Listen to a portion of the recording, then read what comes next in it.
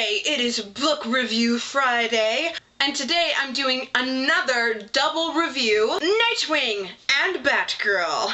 These are two of the spin-off series from Batman, part of DC's New 52, and I've been meaning to do this for a while, because I read all of these a long time ago. But let's just get to it. I don't have Nightwing Volume 1. I have it on hold, and it's not coming. Also, if you hear this random buzzing, I have a frackin' fly in here, and I'm really mad. And I've been trying to kill it for a while, and I failed, because my aim sucks. Anywho, so let's start with the one that I don't have Volume 1 of. So I have Volumes 2 and 3. Nightwing.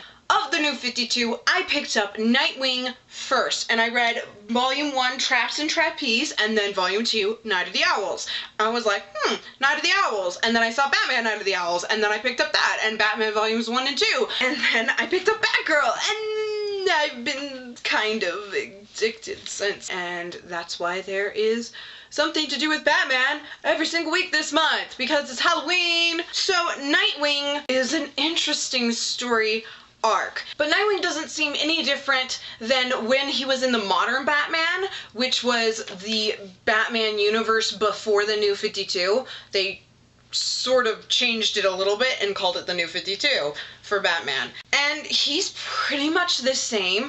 His uniform's the same. What happened to him's the same, basically. He doesn't seem to have changed, but his tie-in to Night of the Owls is insane, as well as his tie-in to Death of the Family.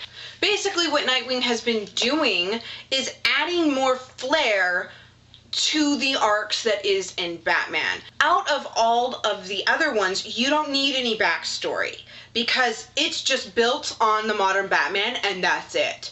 Which means that his story seems to be more rich. It's all new. It's not re-establishing things with slight changes, which is really kind of cool, and it's what I like the most. I like his arc so far. Again, I haven't read Volume 4. I have it. I just haven't had a chance to read it because, I'll be honest, Blood of Olympus has kind of taken over my life. I went out and just bought it, and I'm reading it, and I'm kind of savoring it, instead of swallowing it down in one day, and there goes my cat. So it's drawn me away from the New 52. But Nightwing's story is just so stinking interesting, and I really, really enjoy it. And it's something new for Batman, and yeah, I really like that. All in all, I gave Volume 1, I think, a 4 out of 5 stars. I gave Volume 2 a 5 out of 5 stars. And then Death of the Family was another 5 out of 5 stars. His aspect of Death of the Family, while it is incredibly depressing, it isn't like, ooh, the Joker is so different. His story is very personal, and it reveals the secret, and it reveals the secret of Damian's death in this one, and I like seeing his response to it. It makes it more sad coming from him. I really also like it that it shows how hard it is to be a hero. Not just, you know, the typical things, but really, truly how hard it is to be a hero, because people you love get caught in the crossfire, and you have to go to a lot of funerals and a lot of burials, and people turn on you. And this is basically, you know, establishing some things that I've seen in Batman, where he tries to date people and they either end up dead or hating him or hating Batman, and that kind of thing happens to him in Death of the Family, and it's really, really well done. If you were to pick up a book in the New 52, if you know modern Batman and you've been like, I don't know if I should read the New 52, go ahead and pick up Nightwing. It actually takes place before Batman 1. Nightwing 1 is before and kind of sets the stage for Night of the Owls. You can read Night of the Owls first. I actually recommend it. But if you're like, I don't know if I want to read Batman, I don't know if I'll like that, try Nightwing, Traps and Trapeze. Because, again, this is, out of all of them, this is the most unchanged from modern Batman to New 52, and it's a great way to start getting into the swing of things if you were like me and very disappointed they did the New 52. Now, on to Batgirl. Batgirl was a big surprise because it's Barbara Gordon. Now, for those of you who don't know, in modern Batman, there is a comic called The Killing Joke. Barbara Gordon is shot by the Joker at point blank range in her apartment when she's visiting with her father. He was there for her father, and her being there was just even more of a treat. He had no idea she was Batgirl, but he shot her. And when he shot her, he crippled her and paralyzed her from the waist down. So she's been paralyzed. She has been paralyzed since the 80s. And before I picked up Nightwing, or just after, I picked up Batgirl. And I was like, what?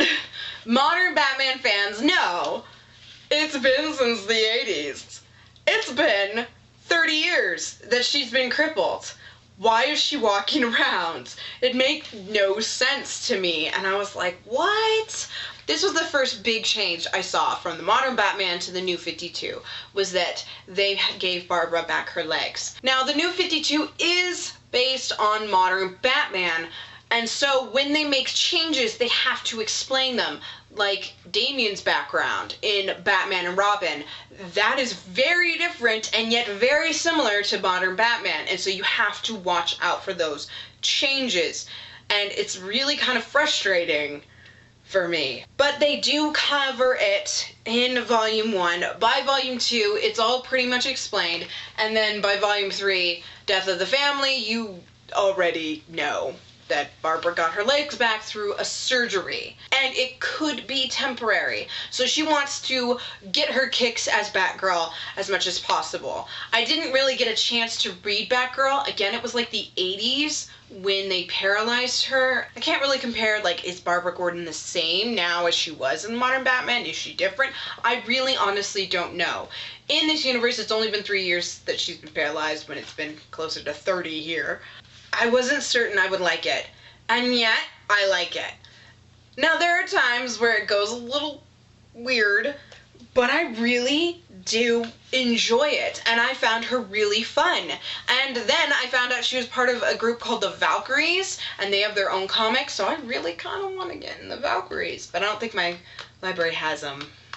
But this is just a load of fun. I enjoy it a whole lot. Oh, ratings for Batgirl. Volume 1 is a little difficult to get into, especially, you know, the shock. She is walking and running and flipping and stuff, and it was a little hard for me to buy into, but by Volume 2, that's pretty much gone, and then Volume 3 is really cool. Once again, she is on her own. Night of the Owl, she doesn't have her own storyline like Nightwing does, but Death of the Family, she does, and it's really cool, everything that's going on. And then you learn more of her family history and why her mother's not there, and I really enjoyed it quite a lot. Batgirl Volume 1, I think I gave a 3.5 out of 5 stars, just because it was hard to get into the reality of it, and the backstory of why she's walking isn't so easily explained. Volume 2 was definitely 4 out of 5 stars, and then Death of the Family, 5 out of 5 stars. Really, really well done. So all in all, I would recommend trying these titles, especially Nightwing. You gotta read Nightwing, but I would read all of them. They're all really good. I'm enjoying the New 52 so far. The only one I honestly can't recommend is Catwoman. It's okay if you don't mind butts hanging out and lingerie and sexy times. Yeah, but anyway, these ones I really, really enjoyed. I didn't find anything really morally offensive in any of them, which isn't true for all comics, especially Batman, which can get quite dark. I think they're really fun, and I can't wait to read Volume 4 of both Nightwing and Batgirl. I'm really enjoying the New 52, and a big part of it is that these titles are so good. When I read more, I will do a Teen Titans and Red Hood one, if you want me to. If you don't want me to, that's fine. It's up to y'all. Let me know what you would like to see more of, what you'd like to see less of. Are you tired of me talking about Batman comics because the New 52 is taking over my life?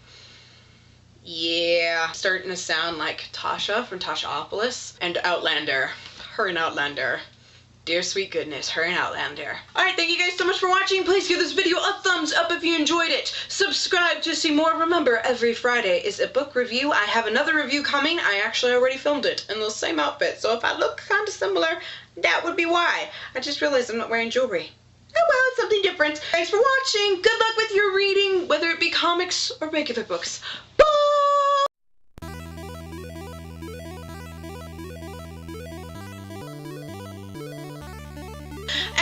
doing another. And today, I said today already. And I am doing another. I can't say that word. Another of the new 52. Ugh, that was not right. That flies right by me. Hence why there is something to do with Batman in every single week. In every single week. That makes no sense. Which is why now I have been... The hell? I don't know if it landed on my knee or what. Of Tim's death. Which is very sad. And I liked seeing his response to it because he was so... I said Tim. It's not Tim. This is basic... You can hear my cat. Joker gets his hands on Batgirl. Not really. I think you can still hear the damn fly. I hate flies. But this was something that... And it is... And it is... Mega Sons, can you tell I have no notes? And it is... Again, Volume 1 is a little difficult to... I think you could hear my stomach. I'm sorry. And it adds more flair, and you learn... I keep hitting myself in the chin with this. Stop it. Batgirl Volume... That's not it.